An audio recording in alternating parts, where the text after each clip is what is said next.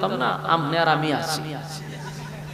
আল্লাহ ভাই আমি না বলছি কিচ্ছু থাকতো না, কোনো কিছুই যেহেতু থাকতো না, তুই থাকতে গেলে আজরাইল পড়ছিনি মহা মুসিবত।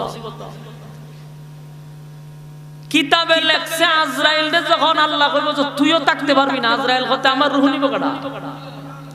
আজরাইল রে কয় আজরাইল আমার রূহ নিব কাটা। আল্লাহ কয় আমার হুকুমই তোর রূহ কবজ করবে।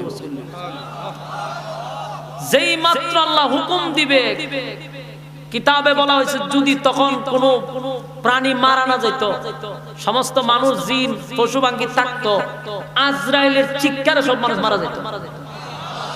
আজরাইল এমন চিৎকার দিছে।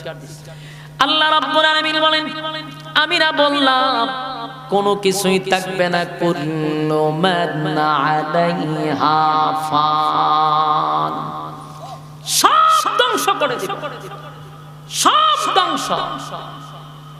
এরপরে বাকি থাকবে কে? ওয়ায়াবকা ওয়াজহু রাব্বিকা যুল জালালি ওয়াল ইকরাম।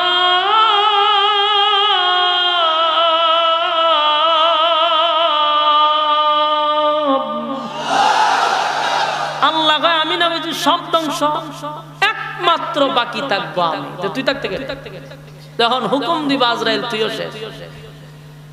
আজরাইল একটা চিৎকার দিব। আগে যদি জানতাম মৃত্যুর এত যন্ত্রণা, তাহলে মানুষের রূহের দায়িত্ব আমি নিতাম না। আজরাইল চিৎকার দিবে, চতুর্দিকে ঘুরতে থাকবে, আল্লাহর হুকুম আজরাইলকে ধ্বংস করে দিবে রে। সব ধ্বংস, আজরাইল শেষ। এবার আর কেউ নাই, শুধু বাকি থাকবে কে? শরীরের সমস্ত শক্তি দিয়া বলেন কে? আরো জোরে কোন কে? একমাত্র বাকি থাকবে আল্লাহ। সেদিন আল্লাহ তাকায় দেখবে কেউ নাই, শুধু আল্লাহ।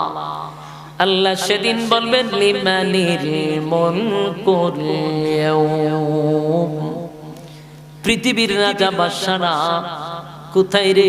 আজকে দেখি ওর কোনো আওয়াজ নাই। আজকে তোরা কোথায়? রাজা বাদশাদেরকে আল্লাহ ডাক দিয়া বলবে তোরা কোথায়? তোদের আওয়াজ নাই কেন? কোনো সারা শব্দ নাই কেন? আল্লাহ নিজেই বলবেন লিল্লাহিল ওয়াহিদিল কাহ্হার, আজকের রাজত্ব শুধুমাত্র কেবলমাত্র আমি আল্লাহ। এই যুবক ভাইরা, আল্লাহ বলেন ইজা জুলজিলাতিল